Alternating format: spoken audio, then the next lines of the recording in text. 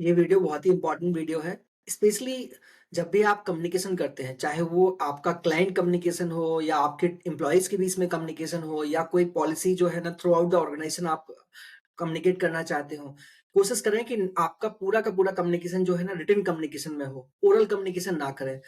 Maximum लोग क्या गलती क्या करते हैं, कभी किसी क्लाइंट ने से कॉल हुआ और उन्होंने बोला कि ये फीचर हमको बढ़वाना है या हमको ये चेंज रिक्वेस्ट चाहिए और फिर आपने उससे क्या किया, आपने ओरली उनको कमिट कर दिया। उसपे कभी भी किसी चीज़ की ट्रैकिंग नहीं रहती है। जब भी आप कोई सा भी क्लाइंट कम्युनिकेशन करते हैं, तो एक ईमेल चेन आपकी जानी चाहिए। जैसे ही प्रोजेक्ट आपका स्टार्ट होता है, तो उसके सारा का सारा कम्युनिकेशन एक ही ईमेल थ्रेड पे करें। उनके नीचे की change request number 01, number 202, number 03, number 04, उसमें लगने वाला कितना टाइम आपका लगा, कौन से डेट को आप डिलीवर करने वाले हैं, उसमें क्या-क्या चेंजेस होंगे, उन चेंजेस से क्या-क्या रिपलकन होंगे कि उसके बेसिस पे ये चीज़ें और आपको चेंज करनी पड़ेंगी। एस्टिमेटेड टाइम क्या है? उससे क्या होगा कि आपको किसी भी प्रोजेक्ट की प्रोग्रेस ट्रैक करने में, उसमें लगने वाले एफर्ट को ट्रैक करने में, जो चीज़ें स्कोप में नहीं थी, वो आपने क्या कर्टेसी बेसिस पे कंप्लीट की, वो आपके लिए काफ़ी ईज़ी होगा।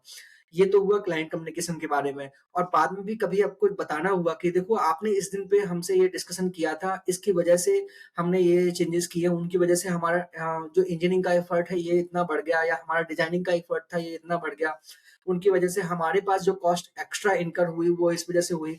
और आप जो चार्जेस जो एक्स्ट्रा चार्ज करने वाले हैं वो भी आप आसानी से कर सकते हो। जब भी आप ओरल कम्युनिकेशन करते हो तो उसमें मेजरेबल यूनिट कुछ होती नहीं है, तो हमें पता नहीं चलता कि कौन-सा चीज़ें क्यों जा रही हैं। चूँकि अगर आप कोई एजेंसी रन करते हैं तो आपको कॉस्ट तो मंथली बेसिस पे देना है, क्योंकि आपको सैलरी की कॉस्ट देनी है। आपके पास में आपका अगर रेंट पे रहते हैं तो उसका कॉस्ट देना है, या पूरी ओवरऑल जो भी आपके एक्सपेंसेस होते हैं वो मंथली बेसिस पे आपके जाते ही जाते हैं। तो आप अगर मेज़र नहीं करेंगे तो आपको पता नहीं चलेगा कि कोई-सी चीज़ कितना टाइम ले रही है और किस चीज़ में कितना कॉस्ट होने वाला है। चूँकि हम उस टाइम को मेज़र नहीं करते तो हमको क्या लगता है कि हमारा जो है उतना ही टाइम जा रहा है। जबकि सोचो, अगर कोई प्रोजेक्ट है जो कि आपको 1 मंथ में डिलीवर करना है, आप उसको 2 मंथ में डिलीवर करते हो, तो 1 मंथ एक्स्ट्रा लगा, जो कि आपके बेसिकली एप्रोक्सिमेशन या एस्टिमेट से ज़्यादा लगा। और उस एक्स्ट्रा 1 मंथ में अगर आप दूसरा प्रोजेक्ट कर रहे होते तो उसका पैसा भी आपके पास में आ रहा होता। तो आप डबल नुकसान करते हैं इस केस में। तो आपके पास अगर स्कोप बढ़ रहा है, तो आपके पास में पैसे भी उसके हिसाब से बढ़ने चाहिए। ये कैलकुलेशन आपको कहीं न कहीं लेके चलना है। ये तो हुआ पहला कम्युनिकेशन, रिटन कम्युनिकेशन, जो कि आप बेसिकली चेंज रिक्वेस्ट के केसेस में क्लाइंट के साथ में कर सकते हो। दूसरा आता है एम्प्लॉयी के साथ में कोई कम्युनिकेशन। अगर आपको अपनी टीम के लिए कभी अप्रेज़ल देना है, कोई आप उनको पॉलिसी देना चेंज करना चाहते हो, कभी आप उनके लिए कोई फ्लेक्सिबिलिटी देना चाहते हो, कभी आपने उनको कोई कम्युनिकेट किया कि अगर आप सैटरडे को आओगे या कोई प्रोजेक्ट इम्पोर्टेंट है जिसको आप अपने घर से डिलीवर करोगे, तो उसके लिए मैं आपको एक्स्ट्रा ये चीज़ें दे दूँगा। कोई-सी भी चीज़ें जो हैं ओरली ना करें। जो भी चीज़ें करना है ईमेल पे डालें। अगर कोई प्रॉमिस, अगर आपका कभी वन टू वन मीटिंग होती है, आपको लगता है कोई आपने फीडबैक दी है कि देखो आपके अभी ये चीज़ें तो आप ठीक कर रहे हो, पर ये चीज़ें जो है ना आप सही नहीं कर रहे हो। तो वो ईमेल पे लिखें कि आपसे हमारा जो फीडबैक कॉल था, फीडबैक कॉल नंबर 01, उसके हिसाब से हमारा ये डिस्कशन हुआ था, इस मंथ का ये कॉल हुआ था। These are the 3 things which is aligning to your career growth, and these are the 3 things which is not aligning to your career growth. और फिर उनसे पूछ भी लेंगे कितना टाइम आपको लगेगा इस चीज़ को ठीक करने में। तो उन्होंने प्रॉमिस किया कि हम इसको 3 मंथ में फिनिश कर देंगे, तो गिव देम टाइमलाइन कि ठीक है, मार्च तक आपने बोला है, मार्च तक अगेन इसको रिव्यू करेंगे। और वो ईमेल कम्युनिकेशन सिंगल रखें। ऐसा नहीं रखें कि एक ईमेल कम्युनिकेशन किसी एक चीज़ में हो रहा है, फिर दूसरा हो रहा है। एक पर्सन से, एक कस्टमर से एक ईमेल कम्युनिकेशन एक पर्टिकुलर टॉपिक में सेम ही जाना चाहिए। बार-बार चेंज नहीं होना चाहिए।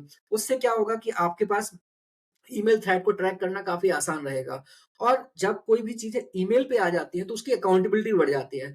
पर ईमेल में सिर्फ़ वैसा ना लिखें कि थ्योरेटिकल चीज़ें लिखिए, उसमें एक्शनेबल आइटम होना चाहिए कि आपसे जो कम्युनिकेशन हुआ उसका एक्शन ये है, एक्शन होने के बाद में इस टाइमलाइन पे ये चीज़ें फिनिश होंगी, फिनिश होने के लिए ये एक्सपेक्टेड रिज़ल्ट है या आउटकम है, या ये चेंजेस आपको करने हैं, that has to be very clearly communicated. जब आप इस चीज़ को क्लियरली कम्युनिकेटेड करोगे तो उसका इम्पैक्ट आपको दिखेगा। आप आज मैं किसी से बात कर रहा हूँ तो उसका कोई ना कोई एक्शन होना चाहिए, उसका कोई ना कोई प्लान होना चाहिए, उससे मेरे बिज़नेस में कुछ इम्पैक्ट आना चाहिए। तब तो उस कम्युनिकेशन का, उस डिसीज़न का कोई फ़ायदा है। हमने बात कर लिया पर वो एक्चुअल में इम्प्लीमेंट ही नहीं हुआ। वो इम्प्लीमेंट होने से जो इम्पैक्ट आने थे वो इम्पैक्ट भी नहीं आए, तो बात करके फ़ायदा भी क्या है किसी चीज़ का? सो ये होता है बेसिकली कम्युनिकेशन रिटन कम्युनिकेशन बहुत इंपॉर्टेंट होता है जब किसी भी ऑर्गेनाइजेशन में, चाहे आप छोटी कंपनी रन करते हो, चाहे बड़ी कंपनी रन करते हो, everything has to be written. कम ओनली कम्युनिकेशन को अवॉइड करें, ओरल कम्युनिकेशन करें, पर उसके जो भी एक्शनेबल पॉइंट है, उनको ईमेल पे पक्के से दे दें। थर्ड होता है कंपनी वाइज़ जो भी पॉलिसीज़ को आपको डालना है, वो सारी की सारी पॉलिसीज़ रिटन में कम्युनिकेटेड होना चाहिए। कम्युनिकेशन के बाद में आपके एचआर को या आपके जो मैनेजर्स हैं अपनी टीम में वन टू वन डिस्कशन करके उनको उसको बताना चाहिए। ऐसा नहीं कि वो पॉलिसीज़ टर्म्स एंड कंडीशन की तरह है, लोगों के पास में पहुँच गई, फिर वो उसमें लोग कोई एक्शन नहीं ले रहे हैं। वो पॉलिसीज़ उनको पता होना चाहिए कि इसका क्या इम्पैक्ट है, ये चीज़ें कैसे करनी है, ये प्रोसेस कैसे जाना है, ये एसओपी कैसे इम्प्लीमेंट करना है, ये एसओपी ऐसे-ऐसे क्यों करने के लिए बोला गया। तो they should also know why कि ये चीज़ें लास्ट टाइम पे की थी, उनसे एक्सपेक्टेड क्वालिटी उस आउटकम से नहीं आ पा रहा था, इस वजह से नया चेंजेस किया गया, या मार्केट का कोई डायनामिक चेंज हुआ है, या हमारे कस्टमर के टाइप चेंज हुए हैं, जिनको इस टाइप की प्रोसेसेस चाहिए।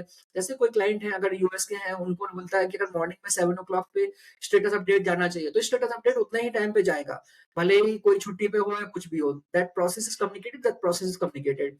सो ये चीज़ें जो हैं, आपको जब भी आप सर्विसेज़ कंपनी रन कर रहे हो या ग्रो कर रहे हो, तो आप जितनी अच्छी इंटैक्ट प्रोसेसेस रखेंगे, जितना क्लियर कम्युनिकेशन रखेंगे, ईमेल पे कम्युनिकेशन करेंगे और इस हैबिट को कल्टीवेट करेंगे, तो आप देखेंगे ऑटोमैटिकली ऑर्गेनाइजेशन का जो शेप है, काफ़ी स्ट्रक्चर्ड होने लगा, आपको रैंडम डिसीजन नहीं लेने पड़ेंगे, पूरी की पूरी कंपनी जो है एक सिस्टमैटिक तरीके से चलेगी और आपके पास में काफ़ी बैंडविड्थ और काफ़ी फ्रीडम देखने को मिलने लगेगी।